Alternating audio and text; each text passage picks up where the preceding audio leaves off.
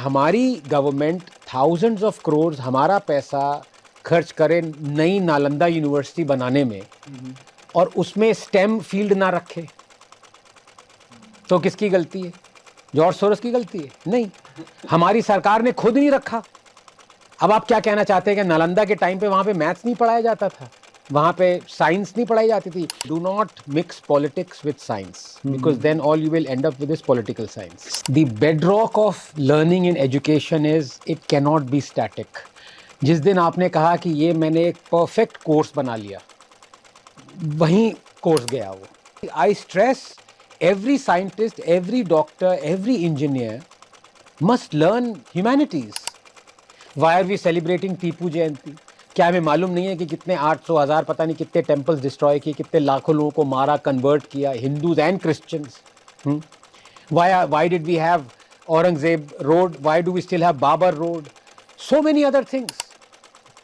The issue is, in an age where you can intellectually reject their books, their arguments, their policies, everything, if still the results are the same, that you still believe in that ideology, then you are the problem. Thapad is not the problem. Welcome to the Nation's Creed. In today's video, Dr. Anand Ranganathan, a well-known author and fearless commentator, takes on some of India's most pressing issues. Known for his bold and unfiltered opinions, Dr. Ranganathan dives into critical topics like changing demographics, rising extremism, and the urgent need for stronger laws. He also raises concerns about the flaws in India's education system, questioning whether it equips the youth with the skills and values needed for the future. Additionally, he explores thought-provoking questions such as whether all religions are truly the same, and examines the effectiveness of policies like the Uniform Civil Code. With his sharp insights, he warns that without timely action, these challenges could impact India's unity, social harmony, and progress. If you find this discussion insightful, please like, share, and subscribe to the channel. Do not forget to hit the bell icon to stay updated with our latest content. We'd love to hear your thoughts, so share your views in the comments below. I think किसी भी country का education system आप कभी perfect नहीं कह सकते, because it has to be evolving. The bedrock of learning in education is it can not be static. जिस दिन आपने कहा कि ये मैंने एक परफेक्ट कोर्स बना लिया, वहीं कोर्स गया वो, सो आई थिंक गोइंग फॉरवर्ड वही एजुकेशन सिस्टम सक्सेसफुल हुआ है जहाँ पे आपने टीचर को बहुत इंडिपेंडेंस दी है कि आप डिज़ाइन करिए, अपना कोर्स डिज़ाइन करिए. हमारे जो सेंटर है जहाँ पे मैं काम करता हूँ, स्पेशली साइंस में, यू नीड आपको बहुत सारी इंडिपेंडेंस आपको देनी पड़ेगी टीचर को. ये स्पेशली साइंस में. ओके, हिस्ट्री तो चेंज नहीं होती जी, लेकिन हिस्ट्री पढ़ाने के तरीके चेंज होते हैं. आप क्या इंक्लूड करेंगे ये भी ज़्यादा चेंज नहीं हो सकता, थोड़ा बहुत चेंज होगा. आप जानबूझ के, या तो कई लोग होते हैं जो कुछ इंक्लूड नहीं किया, कई लोगों ने जानबूझ के कुछ इंक्लूड कर दिया, वो सब चलता रहेगा. लेकिन साइंस का मैं आपको एग्जांपल देता हूँ. कोविड ने पूरा उथल पुथल कर दिया है. कोविड जब आया, हमें कुछ आइडिया था कि साइंस कैसे कंडक्ट होनी चाहिए, साइंस के रिजल्ट्स कैसे और कब पब्लिश होने चाहिए. विद इन दैट 1 ईयर, मतलब 2019 एंड में आया था और 21 मिड तक, मतलब 1.5 साल तक आप समझ लीजिए, जिस तरह से लोग साइंस कंडक्ट करते हैं, डिसेमिनेट करते हैं, पढ़ते हैं, पब्लिश करते हैं, पूरा चेंज हो गया समय, पूरा. ओके, बिकॉज उससे पहले आप कुछ डिस्कवर करते थे साइंस में, उसके आपको जितने भी साल लग जाए, पब्लिकेशन में 6 महीने मिनिमम, अगर अच्छी जगह पब्लिश कर रहे हैं तो 1 साल भी लगता था जी. यहाँ तो कोविड के टाइम पे हर दिन 10-15 ऐसे रिजल्ट्स आ रहे थे जो कि इम्पॉर्टेंट थे पॉलिसी मेकर्स के लिए, डॉक्टर्स के लिए, साइंटिस्ट के लिए. अब आप यू कांट वेट 1 महीना, अगर आप 1 साल करें रिसर्च करने में तो वो तो चला जाएगा, पूरा आइडिया चला जाएगा कोई भी। तो ये जो नॉन पीयर रिव्यूड साइट्स हैं, दे totally took over any publish this thing, इतना ज़्यादा एक्सटेंट तक कि बायो एक्सरे और ये सब जहाँ पे मतलब आपने कुछ डिस्कवर किया, आपकी लैब ने कुछ काम किया, आपने मैन्युस्क्रिप्ट तैयार किया और वहाँ डाल दिया, it's not been peer reviewed. Okay, तो it has totally change the way science is conducted and science is understood and read and appreciated also, totally. मुझे आर्ट्स का इतना पता नहीं है, लेकिन साइंस में इस हद तक हो गया कि जो एस्टैब्लिश्ड जर्नल और पब्लिकेशंस थी, उन्होंने नॉन पीयर रिव्यूड साइट्स शुरू कर दी जी। अब ये ऐसा वो चला है कि एक तो इसकी एडवांटेज मैं बताऊं क्या है, फास्ट मूविंग फील्ड। कोविड ने देखा है कि कोविड से ज़्यादा फास्ट मूविंग फील्ड आज तक हुई नहीं, यू नो, बिकॉज आपके पास कोई इलाज नहीं था, आपको पता नहीं था जो आपने वैक्सीन्स बनाई हैं वो कितनी हद तक सक्सेसफुल हैं, उनके ट्रायल्स पब्लिश नहीं हुए थे। हर डोमेन कोविड की साइंस का was unexplored, Uncharted territory. RNA vaccines पे 30 साल तक काम हो चुका था, लेकिन एक भी आरएनए वैक्सीन क्या कहते हैं अलाउड नहीं थी, प्रिस्क्राइब नहीं थी। और अब सडनली कोविड के टाइम पे आरएनए वैक्सीन्स प्रिस्क्राइब हो गई। साइंस क्या कहती है उसके बारे में, सेफ है नहीं है, एवरीथिंग वॉज अनएक्सप्लोर्ड, अनचार्टर्ड। तो उसमें आप पीयर रिव्यू करिए, 6 महीने लगेंगे, 3 महीने लगेंगे, एक्सपीडाइट करिए पीयर, फिर भी 1 महीना 2 महीना लगेगा। उसमें तो साइंस ही ओवरटर्न हो रही थी, खत्म हो रही थी। कई लोगों ने नॉन पीयर रिव्यूड में कुछ पब्लिश किया, उन्हीं का काम उनकी खुद लैब ने 2 महीने बाद का या 2 हफ्ते बाद का कि आई एम सॉरी ये थोड़ा गलत था, ये अब नया आ गया। The fastness of the field was breath taking. तो या तो आप घबरा के कुछ करें ना, साइंस छोड़ दें, या आप उसमें बहती गंगा में हाथ धो लें। तो जो सेंसिबल था वो उसमें कूद गया। तो ऐसा I am saying things change so fast.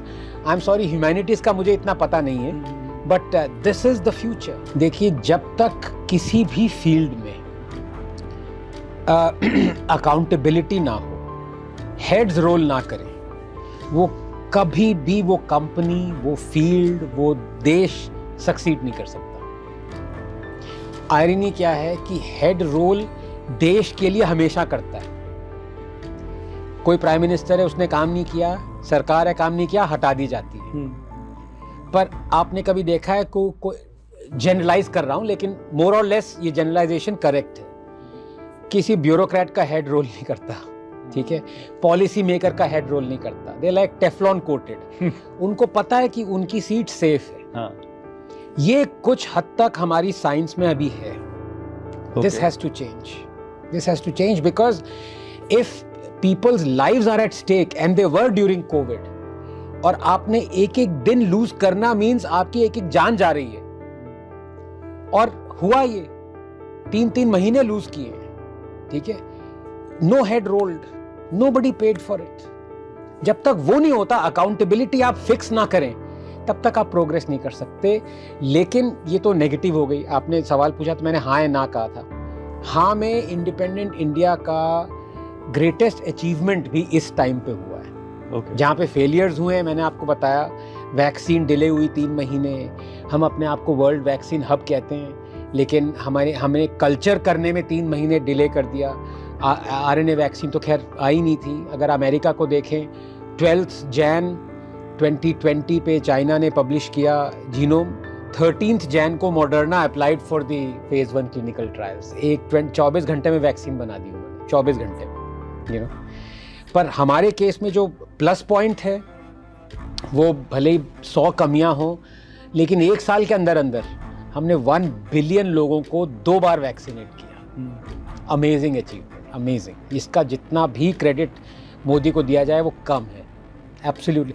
आपको याद है जब वैक्सीनेशन शुरू हुआ था, तो वो न्यूजीलैंड की तब प्राइम मिनिस्टर थी जाकारांडा या कोई नाम था उनका। तो कई ये लोग कह रहे थे लेफ्टिस्ट, अरे भाई उनको इंडिया का प्राइम मिनिस्टर बना दो, ये कर लो वो कर लो।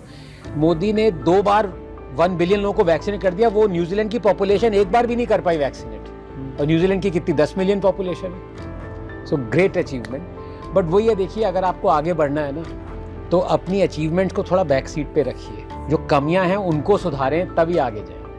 माय एनेक्डोटल कह लीजिए या कुछ इम्प्रूवमेंट तो आया है, नो डाउट इम्प्रूवमेंट आया है। You can see it in the prosperity that has resulted from the success of the welfare schemes. देखिए, एक चीज़ होती है कि आपने कोई स्कीम डिक्लेयर कर दी, दूसरी चीज़ होती है कि आप वो इम्प्लीमेंट ही नहीं कर पाए या इतनी करप्शन थी उसमें, लास्ट माइल डिलीवरी नहीं हो पाई। So definitely there is improvement. You can see it in the infrastructure. You can see it. अब देखिए जो कैपेक्स है वो पहले यूपीए के टाइम पे कितना 2 लाख करोड़ था, अब 12 लाख करोड़ है, 5-6 टाइम्स ज़्यादा बढ़ा है। तो ऑब्वियसली वो पैसा कहीं यूटिलाइज हुआ है। आप अगर इंफ्रास्ट्रक्चर को ही देख लीजिए, मतलब क्या क्या बात करें। अब नितिन गडकरी ने जो कमाल किए हैं, हाईवे की लेंथ अगर आप देख लीजिए, जो 60 साल में बनी थी हाईवे की लेंथ, उसकी 10 साल में आधी लेंथ बना दी। Airports, railway track electrification, metros, so many things that wouldn't have happened if the last mile delivery was bad or as bad as what it was before and things weren't being handled properly. So of course there is improvement, no doubt. Education में okay, ये थोड़ा tough सवाल पूछ लिया आपने। We are still lagging behind, we are lagging behind क्योंकि I think thrust area नहीं है। मतलब ये कहते हुए मुझे दुख होता है, बट इस सरकार का education is not a thrust area.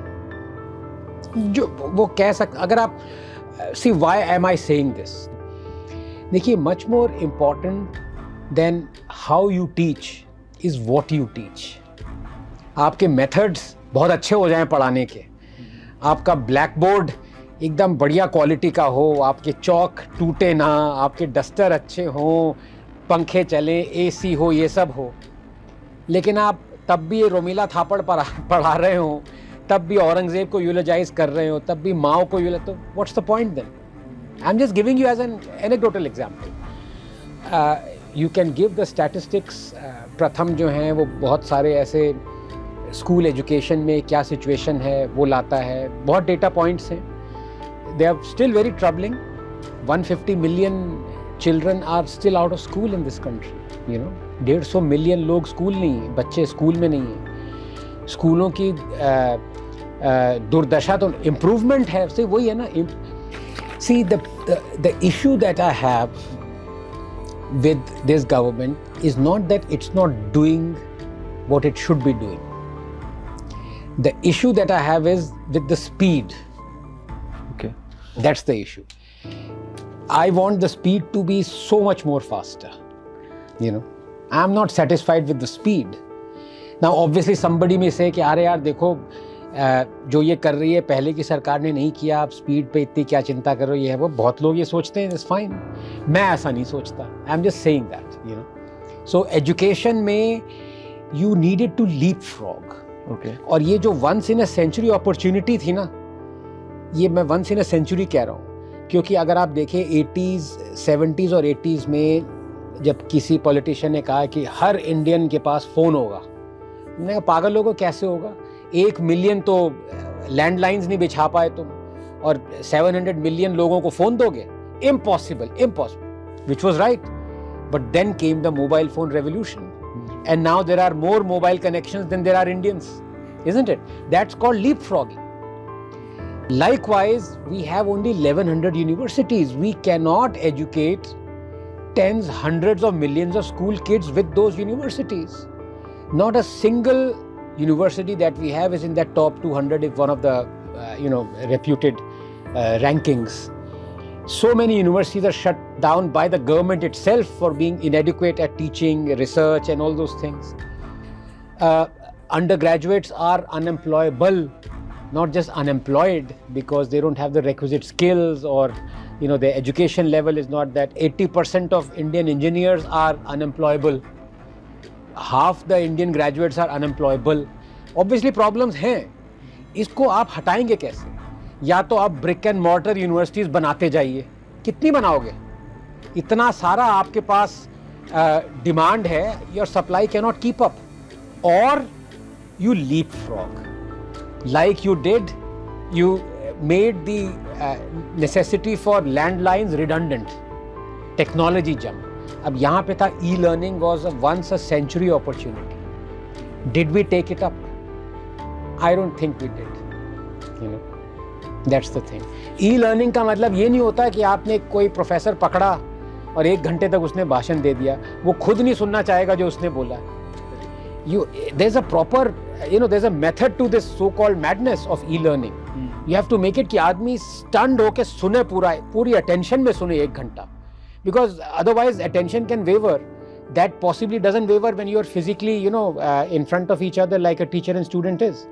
So e-learning is not a joke. It's not कि आपने कुछ बना दिया और कहा कि 5 lecture YouTube पे डाल दिया और हम e-learning में हो गए. नहीं.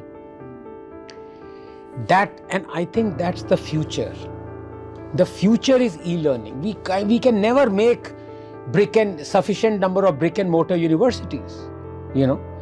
The future is people not going to universities at all. The future is you take an exam. बाकी सब आप छोड़ दो किसी पे. That's the future.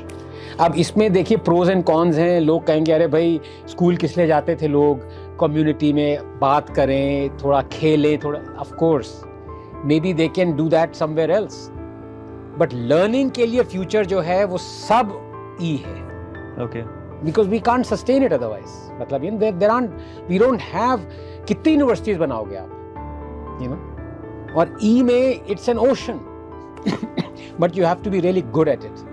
मतलब ऐसा ना हो कि ई लर्निंग करे स्टूडेंट्स और एग्जाम देने गए और 99% फेल हो गए. That's the thing. सर, कुछ देर पहले आपने कहा कि जब सिलेबस डिज़ाइनिंग होता है तो काफ़ी सारी आइडियोलॉजीज आ जाते हैं. यस. सो क्या आइडियोलॉजीज को प्रमोट किया जाता है whenever in universities while deciding a syllabus?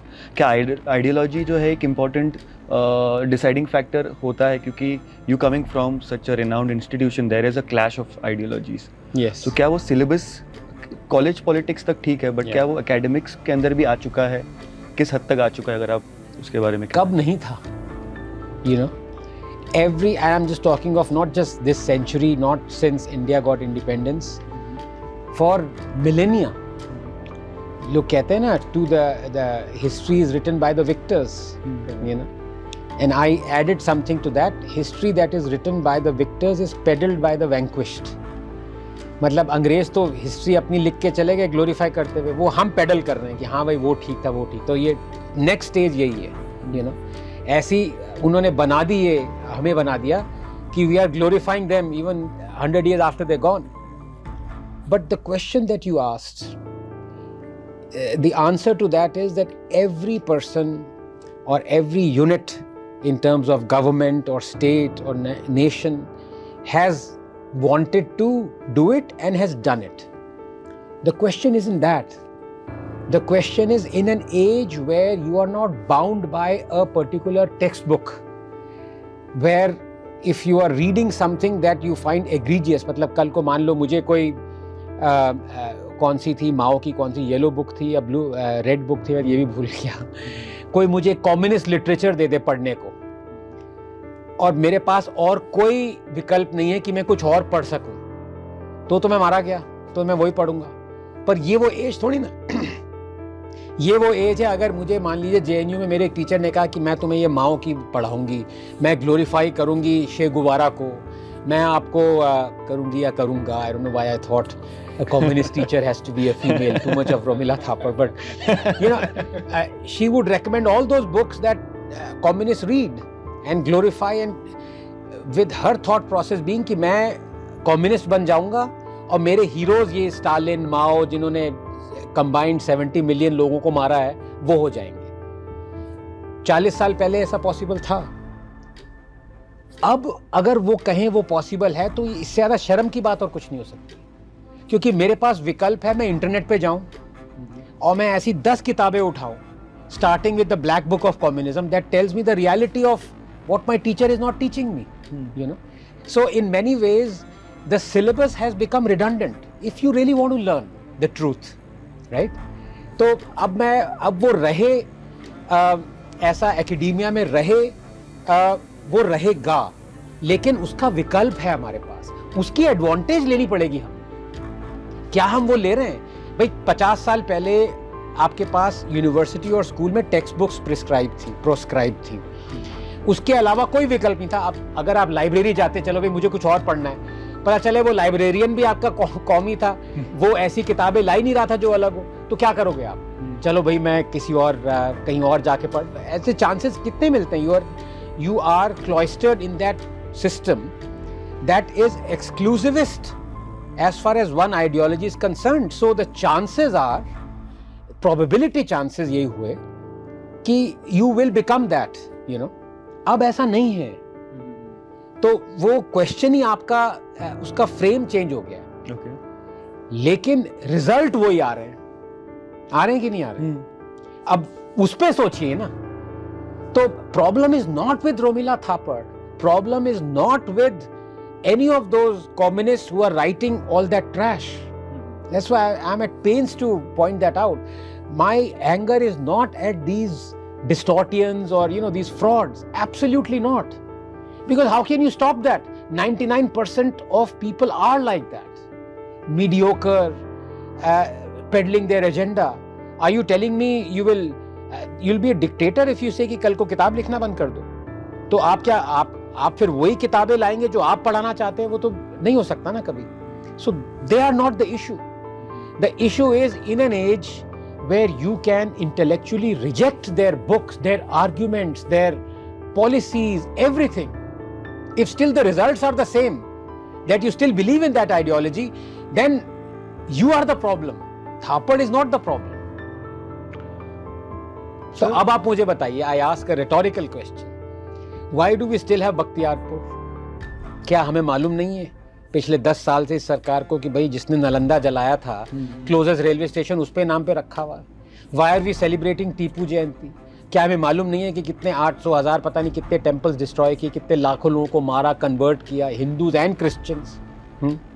Why did we have Aurangzeb Road? Why do we still have Babar Road? So many other things. हम ये अजमेर पे वो चादर चढ़ाते हैं, हमें पता है उन्होंने क्या क्या कहा था हिंदूज के बारे में। सेंट फ्रांसिस जेवियर को हम वेलराइज करते हैं, यूलोजाइज करते हैं, क्या हमें पता है उन्होंने क्या क्या कहा था? हर आदमी, सब आदमी खोलो ना, सारी एज। गांधी को महात्मा कहते हैं हम, लाओ उनकी स्टेटमेंट्स उठा के।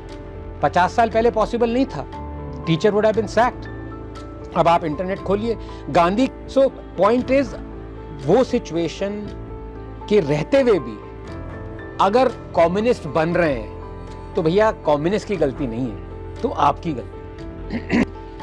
As I say, do not mix politics with science, because then all you will end up with is political science. Science में क्या है कि there is science does not have ideology. हो ही नहीं सकती। मतलब क्या, it is bizarre. It's like chalk and cheese, oil and water. How do you bring ideology in science?